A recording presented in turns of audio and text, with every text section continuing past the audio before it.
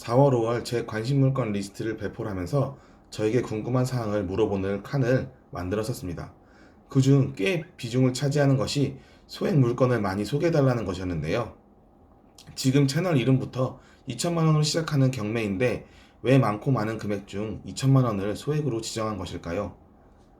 소액이라는 말은 말하는 사람과 듣는 사람들 간의 기대치가 매우 다릅니다. 특히 부동산에서는 그런데요. 말하는 사람은 1억도 소액이라고 하고 하지만 듣는 사람들은 약 3천만 원까지 소액을 생각하는 경우가 대부분입니다. 그래서 그 괴리가 큰데요. 저는 오랜 경험을 통해 2천만 원 정도는 있어야 경매를 뭘 할 수 있다고 깨닫고 채널 이름도 그렇게 지었었습니다. 하지만 아직 2천만 원도 못 모은 사람은 어떻게 해야 될까요? 2천만 원대까지 돈을 모아야 할까요? 아니면 재빨리 투자를 해서 더 열심히 해야 될까요?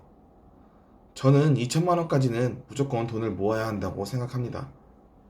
제가 경매를 공부하고 시작한 이후로 끊임없이 어떤 금액부터 그래도 적당히 할 만한 물건이 있는가를 고민하고 검색을 해보는데 최종 결정을 내린 금액이 바로 2천만 원입니다. 이유는 바로 두 가지인데요. 바로 대출과 부동산의 가치 때문입니다.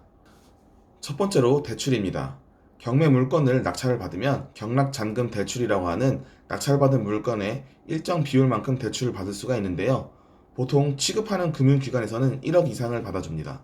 그 이하로는 취급을 잘 안 하게 되는데요. 금융기관 입장에서는 대출을 해주는데 같은 에너지가 소모가 되지만 1억 이하는 그에 비해 보잘것없기 때문입니다. 보통 경락잔금은 감정가의 60%와 낙찰가의 80%에서 남은 금액을 대출을 해주는데요. 그래서 보통은 세금 등을 제외한 낙찰가의 20% 정도는 내가 가지고 있는 것이 일반적인 룰인데요. 1억에 20%라고 하면 2천만 원이기 때문에 2천만 원으로 잡고 있는 것입니다. 두 번째로 부동산의 가치입니다.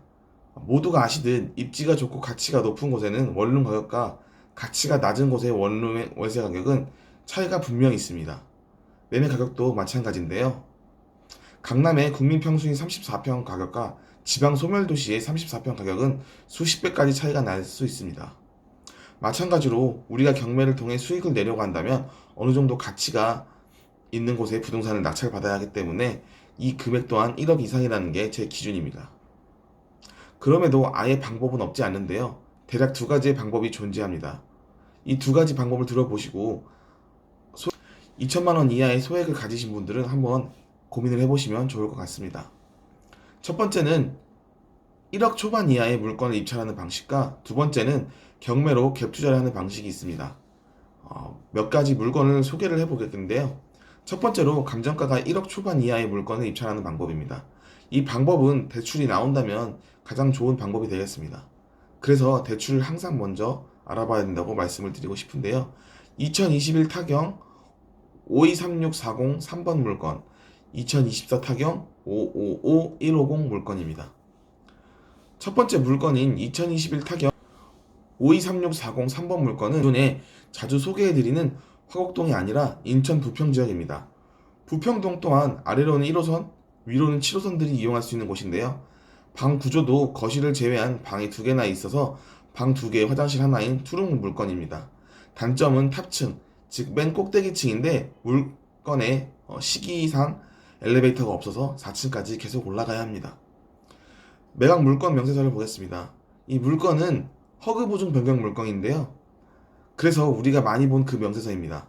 전입 신고 날짜는 19년 1월 25일, 확정일자는 19년 1월 25일로 보증금은 약 1억 500만 원입니다. 허그도 임차인 정땡땡씨와 같은 날짜로 적혀 있습니다. 주택도시 보증공사인 임차인 정땡땡씨 경매 신청권자이며 주택임대차보호법 제3조의 2, 제7항 9호의 기간으로부터 임차인 정땡땡씨로부터 보증금 반환 채권을 계약으로 양수함. 보증금 전액을 배당받지 못하더라도 잔존 임차 보증금 반환 채권을 포기하고 주택 임차권 등기 말소에 동의한다는 취지의 확약서를 제출함. 라고 써져 있는 게 보이시죠? 이게 바로 허그 보증 물건이라는 건 여러분들도 이제 아시는 분들은 다 아실 거라 믿습니다. 해당 물건은 직선 길이로부터 7호선 구울포천역까지는 약 600m이고 인천 1호선 부평시청역이 약 1.1km입니다. 아무래도 7호선과 가까운 게 메리트라고 할 수 있겠죠? 감정가의 절반 가격이 되었으니 메리트는 충분할 것으로 보여집니다. 두 번째 물건인 2024 타경 555150 물건도 부평에 있습니다. 이번에는 인천 1호선 동수역과 부평역 사이에 있는데요. 이 물건은 역시 방 2개에 화장실 하나인 투룸입니다. 이 물건 역시 꼭대기층에 위치하고 있는데요. 매각 물건 명세서를 보겠습니다. 임차인 한땡땡씨의 전입신고와 보증금이 작성되어 있고 같은 날 보증금액으로 허그해서 등록을 해두었습니다. 역시 매각 물건 명세서에는 비고란에는 허그 보증 변경에 대해서 안내되어 있습니다. 문제는 2024년 5월에 들어온 이땡땡씨입니다. 임대차 기간이 1년으로 짧고 보증금액이 100만 원인 것으로 보아 현재 경매에 걸린 물건임을 알고도 들어온 것으로 보여집니다. 어차피 감정가에는 입찰을 하지 않고도 허그 보증 변경권이기 때문에 이땡땡씨의 보증금을 돌려줄 준비만 하면 충분히 문제는 해결될 것 같습니다. 오히려 이 물건의 임대차 가격을 알 수 있어 다행이라고 저는 생각하는데요.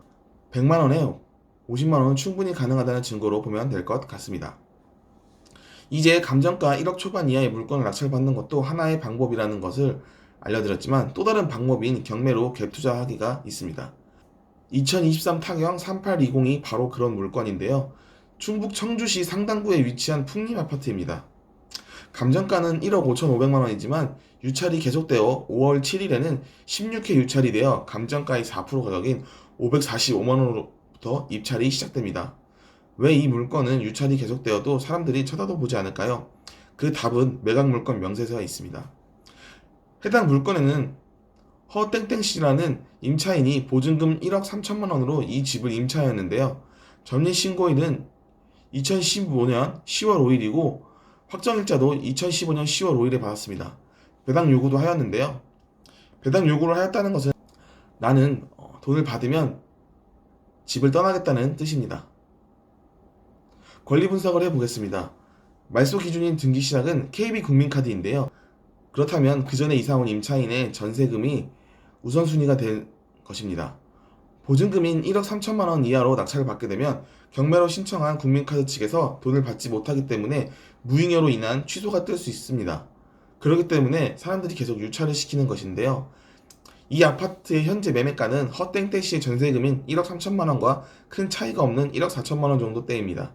만약 1억 3,500만 원의 낙찰을 받아서 임차인 보증금과 경매 비용, 국민카드에 돈을 배당하게 된다면 낙찰을 받는 가격이 사실상 네이버 부동산에 가서 사는 것과 다름이 없기 때문에 큰 메리트는 없습니다. 이런 물건을 입찰을 해야 할까요? 아닙니다.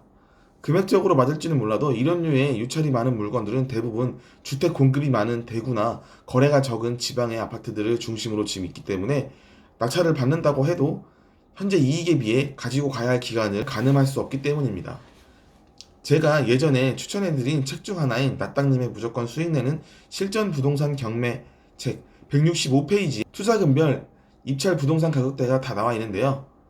최근에 SNS에 올려주신 글에 의하면 종잣돈 2천만 원은 낙찰가 1억 원 이하, 종잣돈 3천만 원은 낙찰가 1.5억 원 이하, 이런 식으로 대출 80%를 고려시 약 5배의 레버리지가 된다고 하셔서 적어두었습니다. 그럼에도 500만 원에서 2천만 원 정도의 금액으로 투자할 방법이 없을까 하고 찾는 분들도 계실 겁니다. 방금 말씀드린 선순위 임차인이 있는 물건은 정말 싸게 낙찰받는다든가 지분 경매를 통해서 하는 방법이 있는데요. 하지만 초보가 하기에는 아직은 어렵거나 일반 매매보다 시간이 오래 걸리는 방법입니다. 혹은 정말 나오기 힘든 확률로 좋은 물건이 나올 수도 있기 때문인데요. 그런 걸 또 알아보는 고수들이 있기 때문에 그것은 확률이 점점 더 낮아지는 것을 고려는 해보셔야 됩니다. 그래서 저는 차라리 최소한 2천만 원을 모으기를 권해드리는데요. 주식, 코인, 소자본 창업 등으로 통한 방법은 있겠지만 경험상 역설적이게도 가장 빠른 방법은 저축을 통해 차곡차곡 모으는 것입니다. 제 채널명 덕분인지 많은 경매 초보자분들과 소액으로 경매를 시작해보려는 분들이 꽤 많습니다. 단순히 해당 물건에 임장을 가서 물건을 얘기하는 방식도 좋지만 한 영상에서 몇 개의 물건을 다뤄보면서 초보자분들에게 시야를 넓히는 것을 목표로 저는 영상을 올리고 있습니다. 저 또한 처음에는 여기저기 쥐어짜내면서 모은 돈 2천만 원으로 경매를 시작했지만 참으로 쉽지가 않았습니다.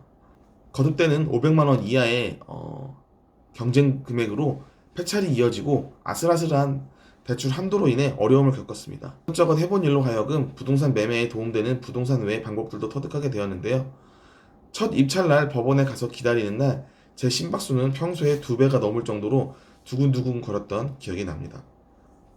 비록 첫 입찰은 300만 원 차이로 패차라였지만 시청자 여러분들도 저처럼 경매에 입문하시는 첫 경험을 꼭 해보셨으면 하는 바람이 있습니다. 그리고 거기에 제가 도움을 된다면 정말 좋을 것 같네요.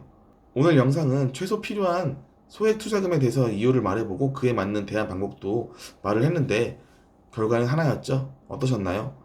부동산이 절대적인 금액이 높은 만큼 최소한의 금액은 있어야 무리가 없겠죠. 오늘도 시청해주셔서 감사합니다.